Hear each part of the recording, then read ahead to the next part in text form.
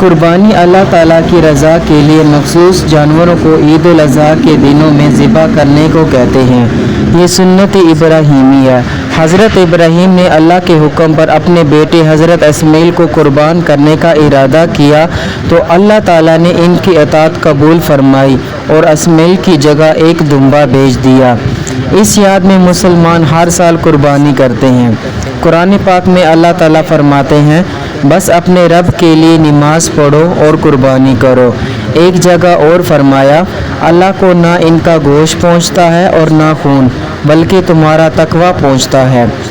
حضرت محمد صلی اللہ علیہ وآلہ وسلم نے فرمایا، قربانی کے دن انسان کا کوئی عمل اللہ کے نزدیک خون بہانے قربانی کرنے سے زیادہ محبوب نہیں۔